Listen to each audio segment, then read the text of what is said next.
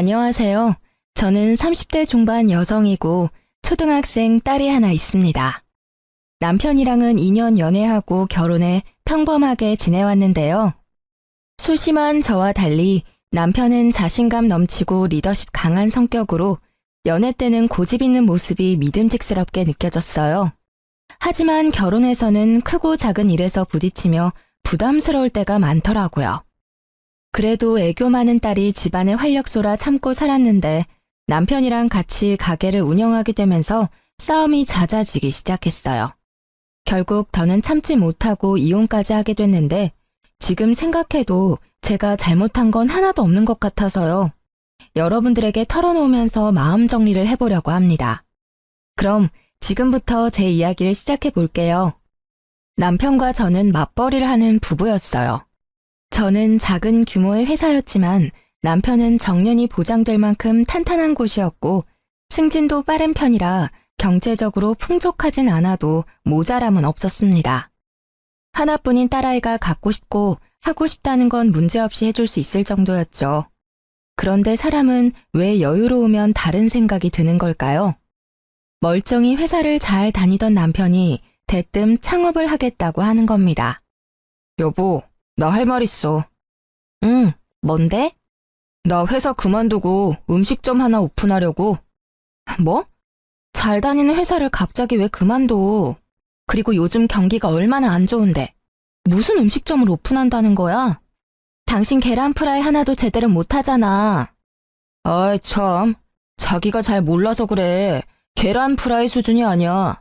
나 아는 형님이 고향에서 이거 열었는데 진짜 대박나서 월 1,000은 우습게 번대.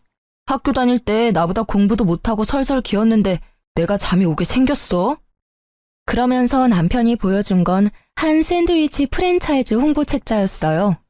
빵순이라 요즘 유행하는 건 대부분 알고 있는데 생전 듣도 보도 못한 브랜드라 의아하더라고요. 여보, 이거 이제 막 생긴 브랜드 아니야? 많이 알려진 거 해도 될까 말까인데 사람들 모르는 거 해서 잘 될 수가 있겠어? 아이고 참 답답한 소리 한다. 어차피 우리 가진 돈으로 메이저는 하지도 못해. 인테리어 비용도 지금 하면 많이 빼준다더라. 초기라서 혜택도 진짜 많은 편이야. 안 하면 바보라고.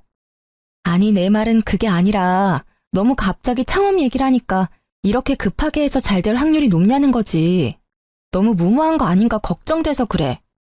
나 못 믿어? 나야 당신 남편. 지금까지 내가 하자고 해서 잘 안 된 거 있으면 하나라도 말해봐. 남편은 고집세고 자신만만하기로 타의 추종을 불허하는 성격이었어요.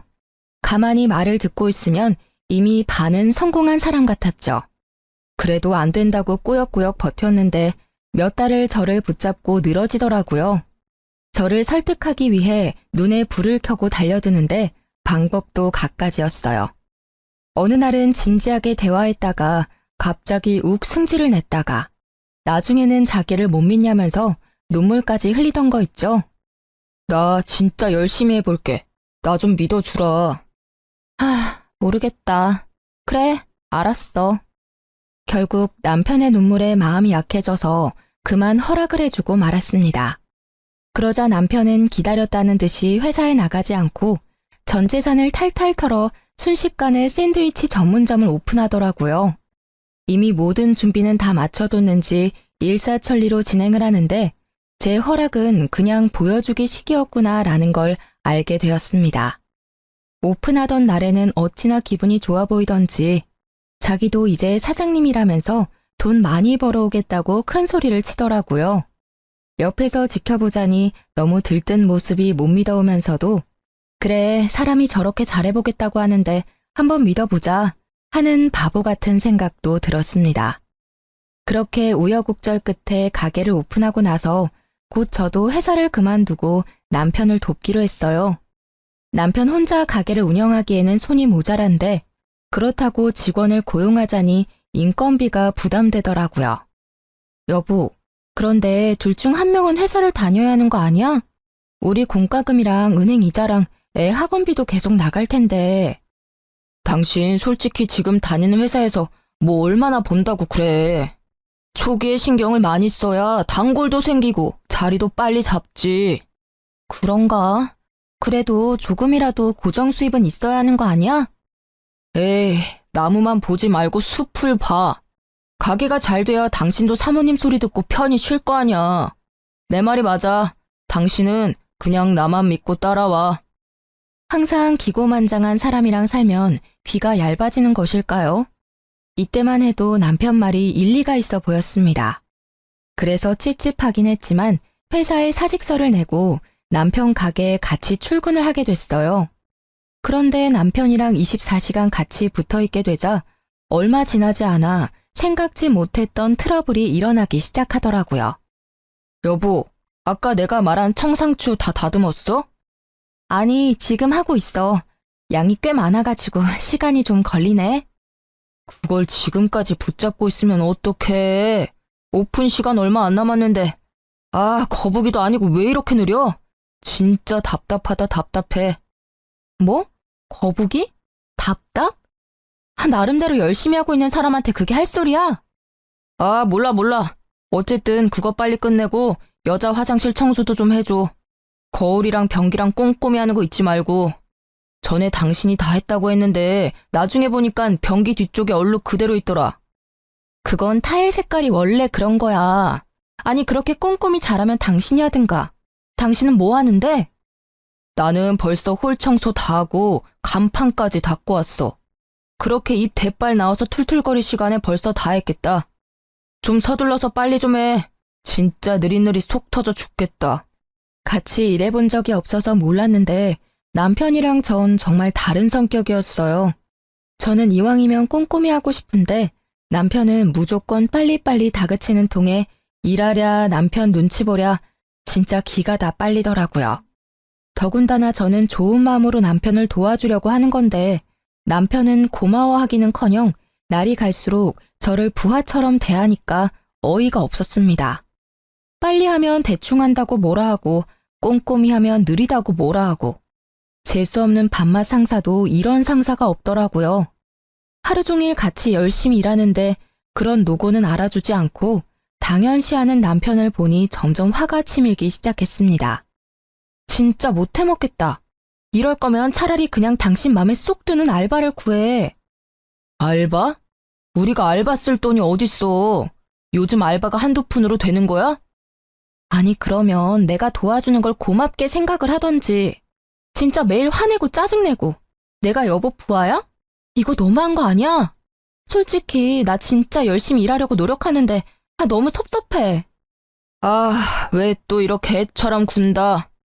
나는 좀 더 가게에 신경을 써달라고 하는 말이잖아. 난 자기가 인생을 좀 더 열심히 적극적으로 살았으면 좋겠어. 그게 무슨 말이야? 말을 그렇게 하면 안 되지. 내가 언제 가게에 신경을 안 썼다고 그래? 그리고 내가 인생을 열심히 안 사는 건 또 뭔데? 솔직히 나만큼 가게에 신경 쓰는 건 아니잖아.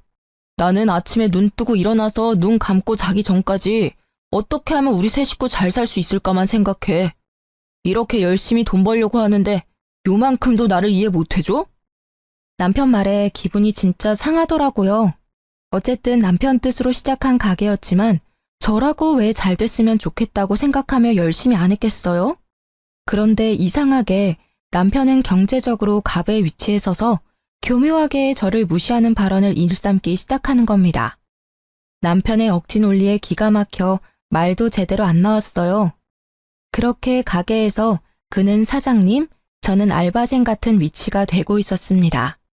기분은 매우 나빴지만 어쨌든 둘이서 열심히 일한 덕분인지 가게는 점점 잘 풀려서 단골도 늘어나더라고요. 정말 오픈부터 마감까지 눈코 뜰 새 없이 바쁘게 재료 준비며 청소며 서비스 개발이며 둘이서 열심히긴 했거든요. 그러다 보니 나중에는 둘이서는 감당이 안 될 지경이라 자연스럽게 파트타임 알바도 구했는데요. 그런데 정말 아이러니하게도 가게에 조금 여유가 생기니 남편의 태도가 달라지더라고요. 여보, 나 이번 주 금요일 저녁에 친구들 좀 만나고 올게. 갑자기 왜? 가게 마감은 어쩌고. 아, 지혜씨가 조금만 더 도와주면 될 것 같은데. 어떻게 부탁 좀 하면 안 되나? 양심 좀 챙겨라. 저번에도 갑자기 약속 있다고 부탁해서 지혜씨 저녁 학원도 못 가고 엄청 난처했던 거 기억 안 나? 그런데 여보 놀러 가자고 또 그런 부탁을 하자고? 아니, 따로 돈을 쳐주면 되지. 어차피 알바도 돈 벌려고 하는 거잖아. 요즘 세상에 돈이면 다 되지. 안 되는 게 어딨어? 누가 보면 돈 꽤나 주는 줄 알겠다. 우리 겨우 최저시급 맞춰주잖아. 게다가 당신 마음대로 시간 줄였다 늘렸다 하는데 누가 좋아하겠어? 여보, 이렇게 개인적으로 알바생 쓰는 거 난 반대야. 자기가 자꾸 그러니까 알바들이 그만두는 거 아니야. 지혜씨 지금 잘 다니고 있는데 여보 때문에 또 그만두면 어쩔 거야? 언제부터인가 남편은 자기 일도 제대로 안 하고 놀러 다닐 궁리를 하더라고요. 사장이 들쑥날쑥 일을 할 뿐더러 시급은 짜게 주고 일은 마른 행주 짜듯이 시켜대니 알바들이 그만두기 일쑤였습니다. 그리고 그 뒤치다거리는 다 제 몫이었고요. 자영업을 하다 보니 직장 다니는 친구들과 약속 하나 잡기 쉽지 않은 아쉬움이 있는 건 사실이었어요. 하지만 그건 저도 마찬가지였습니다. 그런데 사장이랍시고 이렇게 저와 알바생만 믿고 밖으로 놔두는 남편의 모습은 실망 그 자체였습니다. 하지만 남편의 고집은 도저히 못 말릴 수준이었어요. 제가 아무리 반대를 해도 알바생에게 통보식으로 부탁을 하고 못 견딘 알바는 그만두고 그 자리를 제가 메꾸는 일의 반복이었죠. 이런 일이 계속되다 보니 더는 알바를 구하기가 힘들어졌고 저는 알바도 없이 가게에서 혼자 일하는 날이 많아졌습니다. 어느새 정신을 차려보니 남편은 가게에 신경을 안 쓰고 저 혼자 카운터, 주방, 홀 가릴 것 없이 훨씬 더 많은 일을 하고 있더라고요. 한 번은 이런 일도 있었습니다. 여보, 나 내일 결혼식 좀 다녀와야 할 것 같아. 무슨 소리야? 미쳤어? 내일 단체 손님 예약 있잖아. 10명이잖아. 그 정도는 여보가 혼자 해줄 수 있지 않아? 10명은 무슨? 100명이야. 오랜만에 100단위 단체 들어와서 좋다고 여보가 나한테 몇 번이나 얘기했던 거 기억 안 나니? 아, 맞다. 아, 어떡하지? 내가 가서 사회 봐준다고 약속했는데. 지금이라도 안 된다고 해야지 뭘 어떻게 해. 나 혼자 절대 못해. 100인분을 나 혼자 어떻게 만들어? 그럼 내가 최대한 빨리 갔다가 올게. 어차피 결혼식은 첫 타임이고 단체는 1시까지 배달이니까 충분히 갔다 올 수 있을 것 같은데. 제 시간에 온다고 장담할 수 있어? 절대 안 돼. 안 된다고 했다. 다음날 고집불통 남편은 제 이야기는 안중에도 없다는 듯이 재료 준비를 대충 끝내놨다면서 결혼식장으로 향했습니다. 제가 짜증내고 화를 내도 충분히 제 시간에 올 수 있다면서 같이 하면 되니까 걱정하지 말라고 호언장담을 하면서요. 하지만 모든 계획이 남편 뜻대로 될 수 있나요? 곧 주말 교통체증에 차가 막혔다면서 남편한테 연락이 오는 겁니다. 결국 저 혼자 100인분을 만들 수는 없으니 그만둔 알바생에게 사정사정해서 도와달라고 SOS를 칠 수밖에 없었어요. 겨우 시간 맞춰 제 시간에 배달을 해주고 열이 나 있는데 이때도 남편은 미안한 내색 하나 내비치지 않더라고요. 그렇다고 남편이 집안일에 신경을 쓰는 것도 아니었어요. 제가 남편 대신 가게에 매달리는 사이 하나뿐인 저희 딸은 집에서 혼자 방치되고 있었습니다. 가게 마감을 마치고 집에 돌아오면 밤 10시가 훌쩍 넘었어요. 그 사이 학원을 뺑뺑이 하고 돌아온 초등학생 딸은 혼자 밥 먹고 숙제하다가 지쳐 잠들기 일쑤였습니다. 그런 딸을 보면 내가 지금 뭐 하는 건가 싶고 너무 마음이 안쓰럽고 속상하더라고요. 그렇게 안타까움을 느끼는 것도 잠시 밀린 빨래, 설거지, 요리를 하다 보면 잠잘 시간도 부족해서 예민해졌습니다. 그럼 또 아이에게 잔소리하며 스트레스를 풀게 되던 거 있죠. 그러다 문득 정말 이래서는 안 되겠다는 싶은 생각에 정신이 번쩍 들더라고요. 여보, 그렇게 집에 와서 누워만 있지 말고 밥 먹고 설거지라도 좀 해. 조금만 있다가 할게. 너무 피곤해서 그래. 나는 안 피곤해? 조금만 있다가 하다가 그냥 자버릴 거잖아. 피곤하다면서 누워서 폰게임은 몇 시간씩 잘도 안 해. 너무 뻔뻔하다고 생각 안 해? 아, 하루 종일 일하고 와서 이 정도도 못 쉬어? 나 좀 들들 볶지 마. 당신 아니라도 힘들어 죽겠다. 혼자만 일하는 것처럼 굴지 좀 마. 당신 하는 것만큼 나도 일하는데 나만 집안일까지 다 하고 이거 너무 불공평하다는 생각 안 들어? 당신 친구들한테 물어봐. 내가 이상한지 당신이 이상한지. 그럼 당신도 하지 마. 그냥 돼지우리처럼 막 살면 되겠네. 그걸 말이라고 하니? 아, 그렇게 초긍정 마인드라 좋겠다. 집은 돼지우리에 우리 딸내미 하나 있는 거 저렇게 방치되는데 불쌍하지도 않아? 집안일 하기 싫으면 딸내미 숙제라도 좀 봐주든가. 당신 요즘 애한테 따뜻하게 말이라도 한마디 걸어준 적 있어? 순간 남편에게 다다다 쏘아대는데 참았던 눈물이 다 나더라고요. 더 이상은 이렇게 못 살겠다는 생각이 들면서 항상 저에게 통보하는 남편에게 저도 한마디 해주고 싶었습니다. 안 되겠다. 나 가게 그만둘래. 뭐? 가게 그만두고 뭐 할 건데? 저녁에 퇴근하는 대로 취업할 거야. 우리 딸 불쌍해서 안 되겠어. 취업? 당신이 무슨 아가씨인 줄 알아?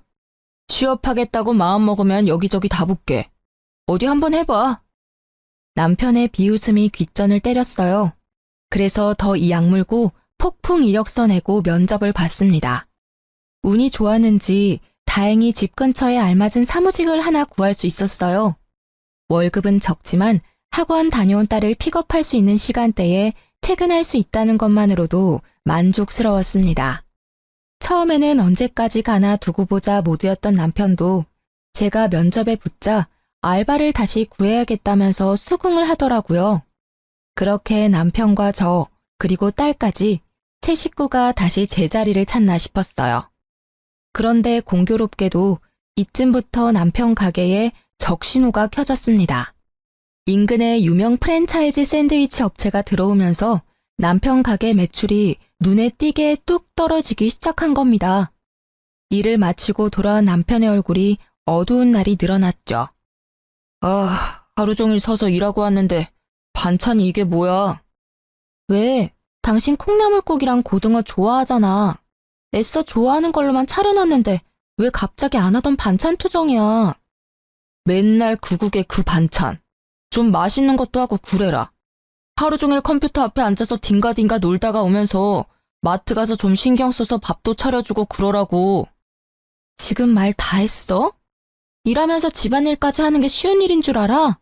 그리고 내가 무슨 회사에서 놀다 오는 줄 아나 본데 나도 힘들게 일하고 오는 거야. 게다가 일 마치고 딸내미 데려오면 밥하고 반찬하는 시간도 빠듯해. 이 정도도 감지덕지라고.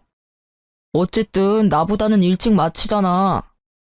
내가 이 말까진 안 하려고 그랬는데 고작 이러려고 가게 뛰쳐나간 거야? 뭐 내가 보기엔 별로 달라진 것도 없는 것 같아서 그래. 달라진 게 왜 없어? 따뜻한 밥 차려줘, 국 차려줘. 우리 딸 숙제도 내가 하나하나 다 봐줘. 엄청난 변화야. 숙제를 뭘 봐주는데? 그런데 애 성적이 이 모양이야? 학원 비싼데 다니면 뭐해? 티나는 게 없잖아, 티나는 게. 아휴. 점점 남편은 가게가 잘 안 풀리는 스트레스를 집에다 풀더라고요. 반찬 투정부터 시작해서 나중에는 아이 성적까지 입을 대는데 진짜 한 대 때려주고 싶은 생각이 들 정도로 짜증이 났습니다. 저도 처음에는 안쓰러운 마음이 들어서 남편을 이해해 보려고 했어요. 그런데 갈수록 선을 넘는 발언을 쏟아내니까 못 참겠더라고요. 심지어 경제적으로도 남편은 제게 의존하기 시작했습니다. 매출은 뚝뚝 떨어지는데 전기세며 수도세며 월세며 매달 나가는 공과금은 그대로니 당연한 결과였어요. 그래도 저는 알뜰한 성격이라 남편이 생활비를 주지 않아도 제가 버는 월급으로 아껴 쓰며 잘 살고 있었거든요. 그런데 남편은 제게 가게 월세까지 내달라고 하는 겁니다. 여보, 돈 좀 모아둔 거 있어? 돈? 얼마나 필요한데? 500 정도. 이번 달 전기세 안 내면 전기 끊긴대. 아, 미치겠다. 월세도 내야 하고. 아니, 그 지경이 될 때까지 뭐 한 거야? 아, 진짜 노답 아니야? 전기세는 내가 알아서 해볼게. 이번 달 월세만이라도 좀 어떻게 안 돼? 당신 회사 꽤 다녔는데 모아둔 것도 좀 있을 거 아니야. 아, 알겠어. 그럼 내가 월세는 어떻게든 내볼게. 근데 당신 가게 그냥 접으면 안 돼? 회복될 기미도 안 보이는데 언제까지 밑 빠진 독에 물 붓기처럼 이렇게 살 순 없잖아. 아, 진짜 짜증나네. 가게에 들어간 돈이 얼만데 무슨 가게를 접어. 사업하다 보면 이 정도 고비는 다 오는 건데 아직 망한 것도 아니잖아. 당신은 내가 망하길 기다리는 사람처럼 얘기를 하네? 아니, 그게 아니라 지금 우리 형편도 안 좋은데 무리해서 가게 운영해봤자. 됐어. 이번 달만 지나면 내가 당신한테 도와달라고 할 일 절대 없을 거야. 진짜 치사해서. 다 회사 다니고 애 키우고 그렇게 살아. 유세 좀 떨지 마. 적반하장으로 혼자 성질내고 욱하는 남편의 모습에 기가 막혔습니다. 현실을 직시하지는 못할 망정 자존심만 내세우면서 몇 달째 생활비도 주지 않는 남편이 답답했어요. 이번 달만 도와달라더니 다음 달에도 그 다음 달에도 월세 지원은 계속됐습니다. 그래도 어쩌겠습니까? 하나뿐인 딸의 아빠이고 가게가 잘 되는 게 우리 가정에도 좋은 일인 건 맞잖아요. 또 부부라면 힘들고 지칠 때 함께 힘을 모으는 거라고 배우기도 했고요. 그래서 저는 아내로서 끝까지 남편을 도와주기 위해 모아둔 월급을 쪼개서 월세를 내고 쉬는 주말에 가게 일까지 도와줬습니다. 오랜만에 나간 가게는 진짜 개판이 따로 없더라고요. 혼자 장사가 안 된다고 얼마나 방치를 한 건지 주방에 묵은 때와 정리 안 된 냉장고는 헉소리가 나올 정도였어요. 이렇게 둬서는 민원까지 들어오겠다 싶어 두 팔 걷어붙이고 대청소부터 시작했죠. 안 그래도 사무직 일을 하는 거라 하루 종일 어깨며 팔이며 많이 아팠거든요. 그래도 꾹 참고 고무장갑 낀 손으로 박박 문질러 묵은 때를 벗기고 박스채 쌓인 식재료를 하나하나 꺼내서 정리하고 버렸습니다. 다 하고 나니까 반나절이 훌쩍 지나 있더라고요. 그 사이에 남편은 주문 받는다는 핑계로 홀에서 놀고 있더라고요. 어이가 없었지만 그래도 좋은 마음으로 시작한 거니 잘 마무리해주고 싶었어요.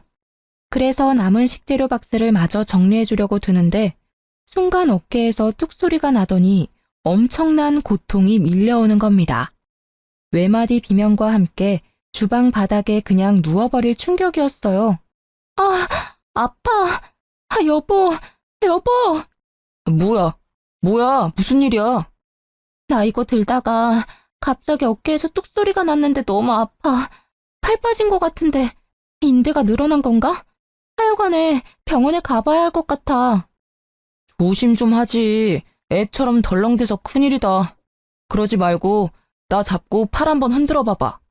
아니, 못 움직이겠어. 아프다니까? 팔이 그렇게 쉽게 빠지지 않아서 그래. 이거 봐라. 움직일 수 있네. 그럼 빠진 건 아니거든? 나도 일하면서 한 번씩 그런 적 있어. 잠깐만 기다려 봐봐. 어디 가는데? 괜찮냐는 말 한마디 없이 아픈 사람 놔두고 훌쩍 사라져버린 남편의 뒷모습을 멍하니 바라봤어요. 아파서 눈물이 찔끔 나는데 혼자 차가운 주방 바닥에 쓰러져 있자니 서럽더라고요. 그래도 곧 병원에 갈 수 있겠지 생각하며 버텼는데요. 얼마 뒤 다녀온 남편 손에 약봉지 하나가 들려 있는 겁니다. 여보, 어디 갔다 왔어? 그게 뭔데? 나 너무 힘들어. 팔 못 움직이면 어쩌지? 우리 딸내미 케어도 해야 하고 회사도 가야 하는데 큰일이야. 파스 이거 하나면 다 돼. 걱정하지 마. 야, 나 팔이랑 어깨 원래부터 아팠던 것도 모르지 너? 나 병원 가야 할 것 같다고. 고작 이걸로 무슨 병원을 간다고 그래. 병원 가면 초음파 찍자고 하고 엑스레이 찍자고 하고 물리치료하자고 하고 다 돈이야 돈. 파스 하나면 될 건데 진짜 괜히 엄살 좀 부리지 마. 진짜 쓰러져서 남편이 하는 말을 듣는데 분노가 치솟았어요. 이를 꽉 물고 엉금엉금 기어가서 제 폰으로 119에 연락했고 병원으로 향했습니다. 결과는 어깨 빠짐이었고 통증이 심했을 텐데 어찌 참으셨냐고 다들 놀라더라고요. 의사 앞에서 보호자 명목으로 따라온 남편은 끝까지 이상하다 하면서 고개를 갸웃거리고 있었어요. 남이 보면 보호자가 맞나 싶을 정도로 대면대면한 모습이었죠. 가만 보니 자기가 생각했던 것보다 더 심한 상태인 게 이해가 안 됐는지 의사와 간호사를 잡고 진짜냐고, 진짜 팔 빠진 거냐고 거듭 묻고 있더라고요. 멍청하게 뚱한 그 모습을 보는데 아주 남아있는 정이 뚝 떨어졌습니다. 나 더는 못 참겠어. 내가 바보처럼 참고 살아주니까 아주 우습지? 왜 갑자기 급발진인데? 치료 잘 됐잖아. 그럼 된 거 아니야? 사람이 다쳤으면 괜찮냐고 묻는 게 우선 아니야? 내가 왜 이렇게 됐는데? 항상 내가 참고 맞춰주니까 당신 가족들 아무도 모르는 거잖아. 당신 이렇게 뻔뻔한 거 안 되겠어. 나 지금 당장 어머니한테 다 말해버릴 거야. 내가 당신 가게 시작하고 어떻게 살아왔는지 어머니도 아셔야 돼. 너무 열이 받아 아픈 몸을 이끌고 시댁으로 향했어요. 집에는 시모 혼자 TV를 보고 있더라고요. 남편을 돕는다고 아이를 잠시 시댁에 맡겼는데 다행히 시부가 공원에 데리고 나갔다고 했습니다. 아이 앞에서 화내고 싶지 않았는데 잘 됐다 싶었죠. 연락도 없이 씩씩거리며 온 며느리의 모습에 놀랐는지 시모가 두서없이 이것저것 물어대더라고요. 연락도 없이 무슨 일이야? 애비는 어디 가고 혼자 왔어? 그리고 그 팔은 또 뭐야? 깁스까지 하고. 넘어졌니?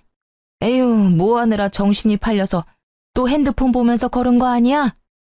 어머니, 저 이거 남편 가게 일 하다가 다친 거예요. 제가 진짜 걱정하실까 말 안 하려 했는데 지금 남편이 어떤 줄 아세요? 전 재산 탈탈 털어서 차린 가게는 쫄딱 다 망하게 생겼고요. 그동안 생활비 한 푼 안 갖다 줘서 저 혼자 벌어먹고 살았고 지금은 제 월급으로 월세까지 내주는 판국이에요. 그런데도 그이는 저 다친 건 안중에도 없고 미안한 기색도 없어요.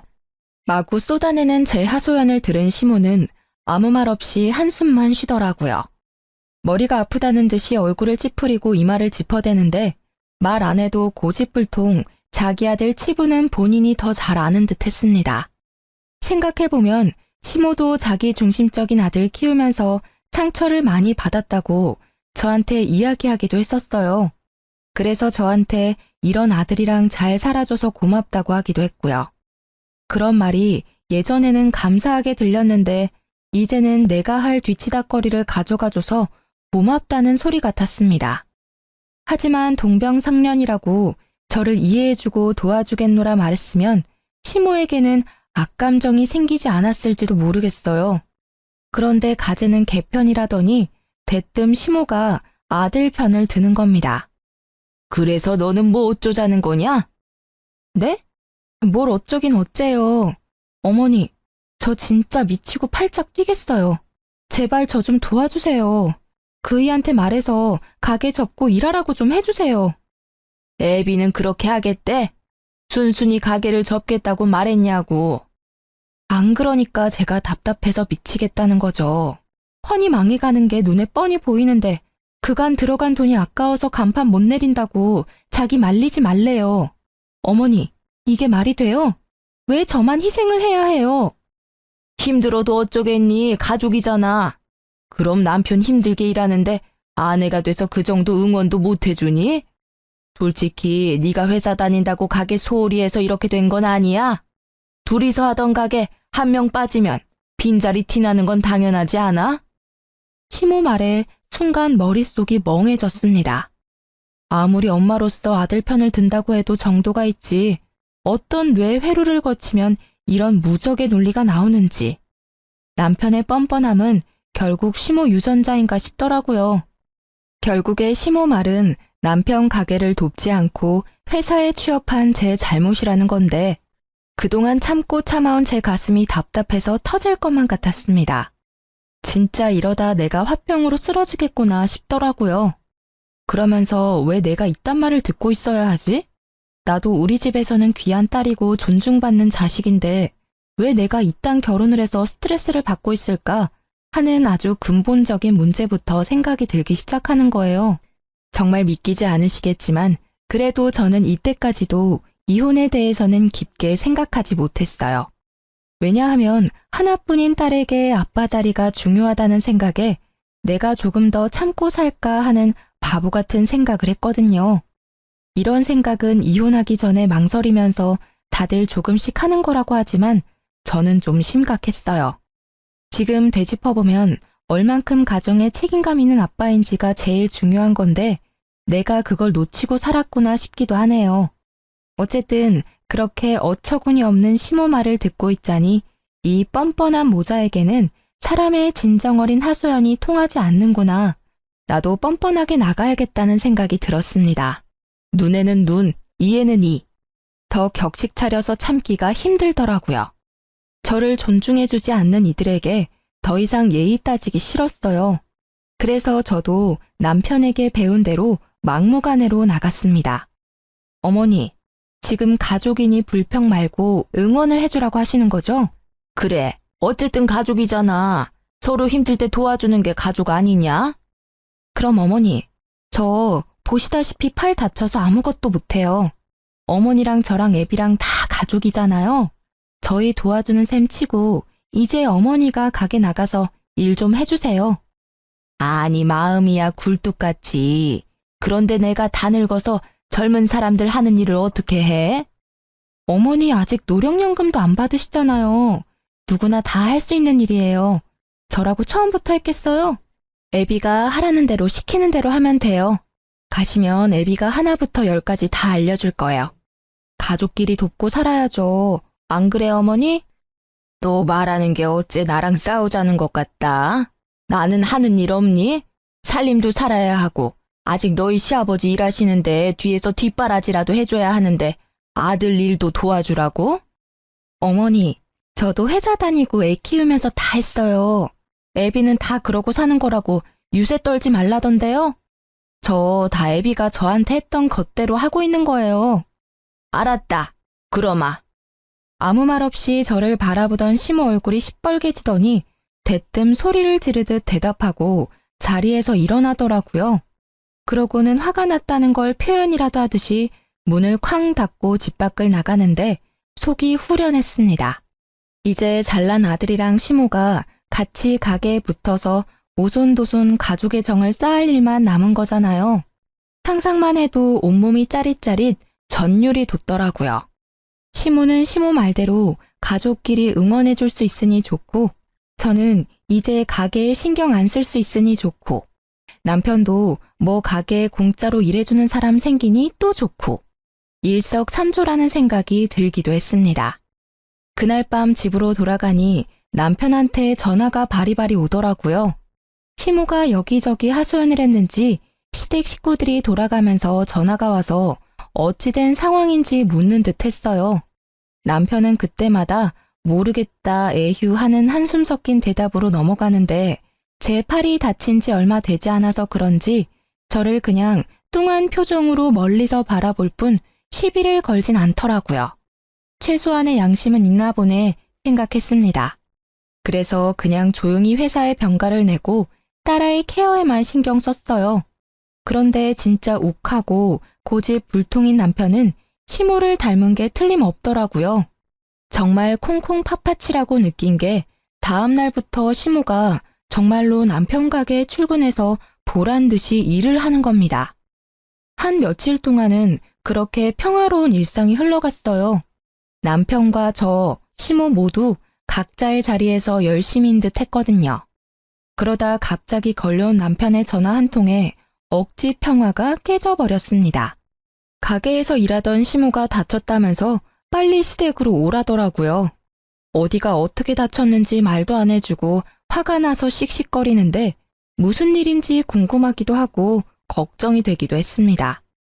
그래서 급히 가방을 챙기고 시댁으로 들어섰는데 팔에 깁스를 한 시모와 화가 잔뜩 난 시댁 식구들이 저를 맞이하더라고요.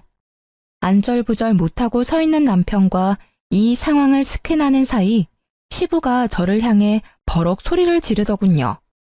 애미 너 진짜 그렇게 안 봤는데 내가 아주 며느리를 잘못 봤구나. 어디 이제 속이 시원하냐? 그게 무슨 말씀이세요? 어머니 어쩌다 다치신 거예요? 너 때문이잖아. 네가 애비 일 도와주라고 난리 부려서 애비 가게에서 일하다가 넘어졌는데 발 인대가 다 늘어났단다. 이게 다 무슨 일이냐? 며느리가 돼서 효도는 못할 망정 할 일이 없어서 시어머니하고 싸움을 해?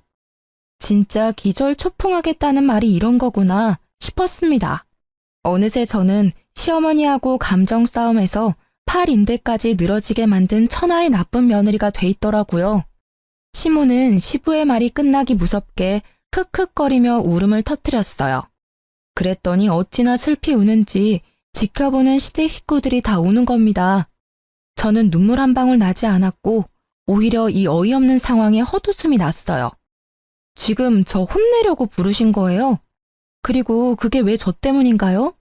어머니가 말씀 좀 해보세요. 저희 싸움을 한 게 아니라 어머니가 가족끼리 돕는 거라고 스스로 일하겠다고 알았다고 하신 거잖아요. 그리고 유치해서 말하기 그런데 저도 이렇게 다쳤어요. 똑같이 애비 가게에서 일하다가요. 안 보이세요? 젊은 너랑 같아. 내가 너를 살갑지는 않아도 예의는 바른 줄 알았는데 이제 보니까 아주 발랑 까져서 헛바람이 제대로 들었구나. 너 때문에 늙은이가 무리하다가 이 사달이 난 거 아니야. 어디서 바락바락 말댔구야. 늙은이 팔 못 쓰면 네가 책임질 거야? 아니 아버님, 말씀을 그렇게 하시면 안 되죠. 그래서 팔 다친 게 결국 제 잘못이란 말씀이세요? 엄밀히 따지면 망해가는 가게 안 접고 고집 부려서 화를 부른 아들 잘못이죠. 네 잘못이지. 우리 아들이 뭘 잘못했다고 그러냐? 제 딴에는 먹고 사려고 노력하다 이렇게 된 건데 그것도 이해 못 해줘? 너는 며느리가 돼서 이때다 싶어 늙은 시험이 이겨먹으려고 한 거 아니야? 이렇게 골탕 먹이니까 속이 시원해? 정말 사람이 어이가 없으면 이상한 생각이 들기도 하나요? 시부의 역정을 듣는데 순간 시모가 부럽기도 하더라고요. 시부는 시모 다쳤다고 이렇게 화를 내고 걱정하면서 편을 드는데 제 남편은 제 걱정은 아랑곳 없이 한가로웠으니까요. 그래서 바보처럼 멍하게 시부의 큰 소리를 듣고만 있었는데 제가 또 조용하니까 이때다 싶었는지 한자리에 모인 신우들도 한마디씩 하는 통에 정신이 들었어요. 기다렸다는 듯이 다들 제가 잘못했다면서 저를 죄인처럼 몰아가더라고요. 그제서야 내가 정말 참고 살아주니까 이런 바보 취급을 받는구나. 이렇게 자기 자식만 생각하는 사람들이랑 내가 어떻게 한 가족이 될 수 있다고 생각을 했을까 하고 화가 치밀기 시작했습니다. 그래서 제가 어떻게 하길 바라세요? 사과를 해야지. 마음 같아서는 무릎 꿇고 사죄하라고 하고 싶지만 내가 애비랑 손녀 생각해서 그렇게는 안 한다. 네 딸 보기에 부끄럽지도 않냐? 자식 보기에 부끄러운 줄 알아야지. 이런 제 마음도 모르고 시부는 무릎 꿇는 사죄를 입에 담질 않나. 나중에는 제 자식까지 내세워 성질을 내더라고요. 정말 지금 생각해도 시모만 싸고 도는 시댁 식구들과 이 모든 상황을 초래한 남편은 분노 유발자 같습니다. 마지막 남은 이성의 끈이 뚝 끊어질 수밖에 없더라고요. 아픈 팔에서 느껴지는 고통보다 이런 덜 떨어지는 사람들과 살붙이고 살았던 제 과거에 대한 화환이 들어 슬프기도 했어요. 결정적으로 이 상황에서 맨날 입으로 나불나불 지적질하던 남편은 다 지 편을 들어준다고 생각했는지 뒤에 숨어서 말 한마디 하지 않고 있었죠.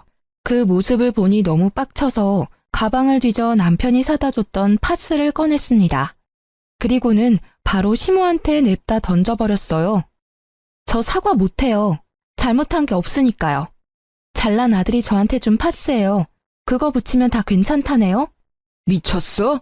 이게 무슨 짓이야? 잘 들어. 나는 당신하고 더 이상 못 살아. 나만 하는 희생 더는 강요하지 마. 쥐뿔도 없으면서 자존심만 세우면 다야? 이 사람이랑 망할 가게는 여러분들이 잘난 가족이니까 잘 도와주세요. 전 이 사람하고 이혼하려고요. 집 밖으로 나가는 제 뒤로 무수히 많은 소리가 들렸어요.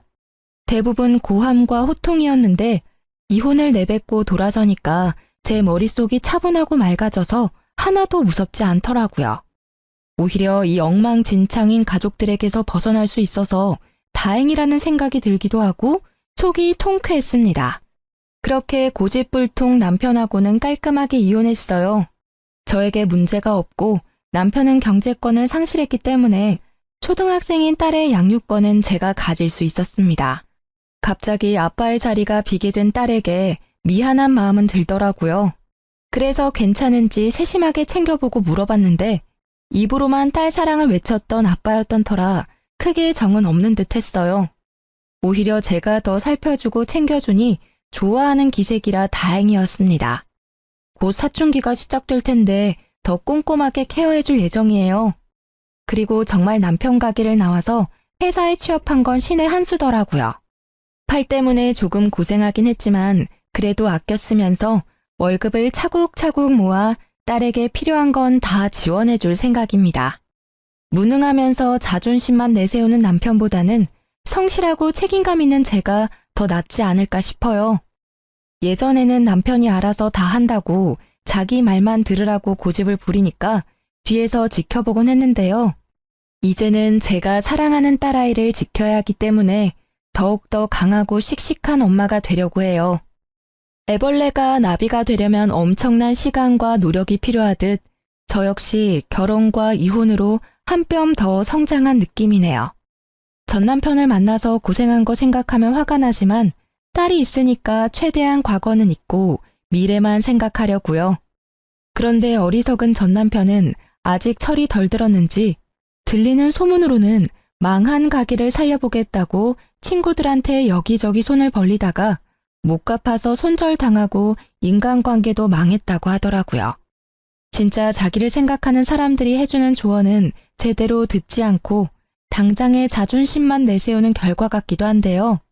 거기서 정신을 못 차리고 결국 고금리 사금융에도 손대서 이자 감당을 못해 파산하고 신용불량자까지 된 모양이에요.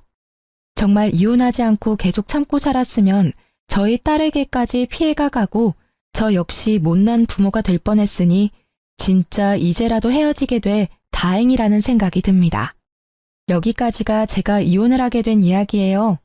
정말 속이 후련하고 앞으로 딸과 함께 걸어갈 내일이 기대가 되네요. 길고 긴 이야기를 들어주셔서 정말 감사해요. 저희 모녀가 살아갈 앞날도 응원해 주시면 더 감사하겠습니다.